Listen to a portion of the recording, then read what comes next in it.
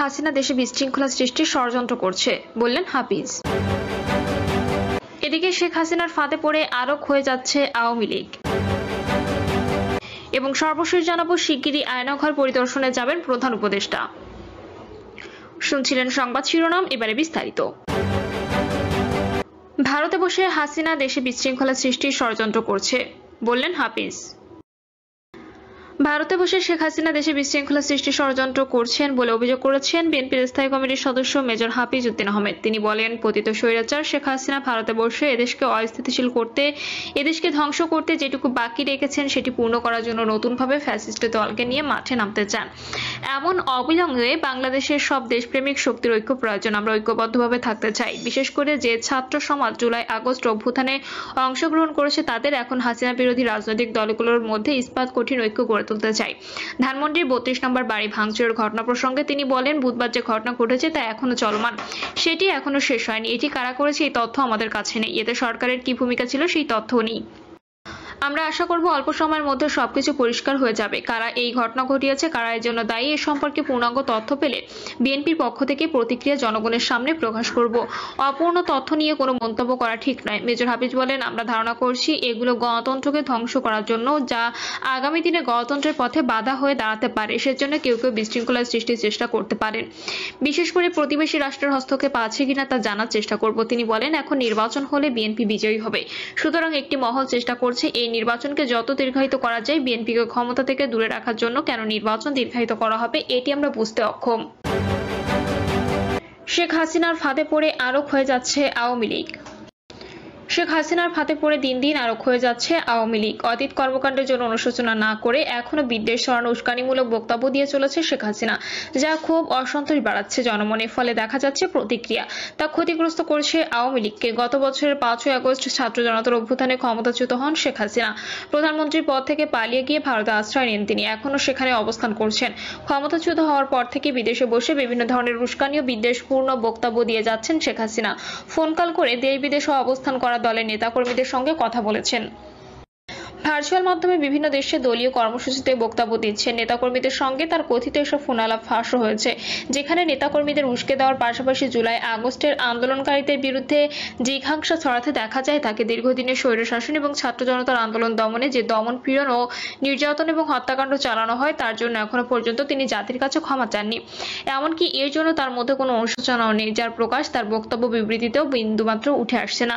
শুধু তাই নয়, কথাবার্তা বলার ক্ষেত্রে তার মধ্যে কোনো সতর্কতা লক্ষ্য করা যায় না। আলোচিত 111 সরকারের অধীনে অনুষ্ঠিত নির্বাচনের মাধ্যমে 2008 সালে ক্ষমতায় বসেন শেখ হাসিনা। বিভিন্ন দলের ঐক্যমত্যের ভিত্তিতে প্রতিষ্ঠিত তত্ত্বাবধায়ক সরকার ব্যবস্থা বিলোপ করে তিনি 2014 সালে নির্বাচন আয়োজন করলে তা বর্জন করে বিএনপি, জামাত সহ বেশিরভাগ রাজনৈতিক দল, যা কুখ্যাতি পায় বিনা ভোটে নির্বাচন হিসেবে। এর ধারাবাহিকতায় জনমত ও বিরোধী দলগুলোর মতামতকে বৃদ্ধাঙ্গুলি দেখিয়ে তিনি 2018 সালে ও 2024 সালে করেন বিতর্কিত নির্বাচন, যা কুখ্যাতি পায় যথাক্রমে রাতের ভোট ও ডামি নির্বাচন হিসেবে। এভাবে টানা ক্ষমতার আসনে অধিষ্ঠিত থাকতে তিনি বহু রাজনৈতিক নেতাকর্মীকে ক্রসফায়ারে হত্যা, গুম, নিপীড়ন করেছেন বলে অভিযোগ রয়েছে। এছাড়া উন্নয়নের আড়ালে দেশকে 18 লাখ কোটি টাকারও বেশি পাচার বা লুটপাট করা হয়েছে বলে বিভিন্ন প্রতিবেদনে উঠে আসছে। তার সরকারের এহেন লুটপাট, দুর্নীতি ও নিপীড়নের বিরুদ্ধে আগে থেকেই ক্ষোভের দানা বাঁধছিল। গত জুলাইয়ে কোটা সংস্কার আন্দোলন শুরু হলে তা দমনে নিষ্ঠুরভাবে বল প্রয়োগ করে শেখ হাসিনা সরকার। রাজপথে আন্দোলনকারী ছাত্রদের উপর নির্বিচারে গুলি ছোড়ার পাশাপাশি হেলিকপ্টার ব্যবহার করে থাকে বিক্ষোভ দমনে। এতে ছাদে খেলতে যাওয়া শিশু থেকে শুরু করে বারান্দায় বাবার কোলে থাকা শিশুও গুলিতে প্রাণ হারায়। সরকারি হিসেবে জুলাই আগস্টের আন্দোলনে পুলিশরা, বিজিবি ও আওয়ামী লীগের ক্যাডারদের হাতে প্রায় 800 মানুষ হত্যাকাণ্ডের শিকার হয়েছে। তবে আন্দোলনকারীদের হিসাবে এ সংখ্যা 2000-এর মতো। শিশু, নারী থেকে শুরু করে নিরীহ জনতার উপর হাসিনা সরকার খড়গহস্ত হয়ে আন্দোলন তুঙ্গে ওঠে। যোগ দেয় দলমত নির্বিশেষে সব শ্রেণী পেশার মানুষ। গত বছরের 5ই আগস্ট লাখো ছাত্র জনতা রাস্তায় নেমে এলে শেখ হাসিনা ভারতে পালিয়ে যান। তার আগে পরে পালিয়ে যান আওয়ামী লীগের অনেক নেতাকর্মী এবং সাবেক মন্ত্রী এমপিরা। গা ঢাকা দেন দলটির দেশে থাকা নেতাকর্মীরা। হাসিনা সরকারের পতনের পর 8ই আগস্ট নোবেলজয়ী অর্থনীতিবিদ ডক্টর মোহাম্মদ ইউনূসের নেতৃত্বে গঠিত অন্তর্বর্তী সরকার জুলাই আন্দোলনে সংঘটিত হত্যাকাণ্ডের বিচারের ঘোষণা দেয়। এদিকে আন্দোলনকারীদের উপর সশস্ত্র হামলা ও হত্যার অভিযোগ কেন্দ্র থেকে শুরু করে জেলা, উপজেলা, ইউনিয়ন, ওয়ার্ড পর্যায় পর্যন্ত আওয়ামী লীগ ও এর সহযোগী সংগঠনগুলোর অভিযুক্ত নেতাকর্মীদের নামে মামলা হতে থাকে।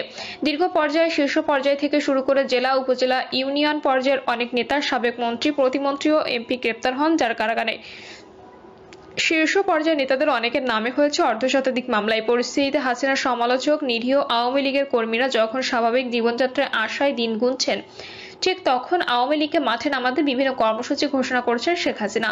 অভ্যুত্থানে গ্রাফিতির ওপর রাতের আধারে চোরাগোপ্তায় লিখতে বলা হচ্ছে হাসিনার নামে নানান স্লোগান, যা অভ্যুত্থানের কর্মীদের বিক্ষুব্ধ করছে। তার নির্দেশে এই ফেব্রুয়ারি মাসে আওয়ামী লীগের কর্মসূচি ঘোষণা করা হয়েছে।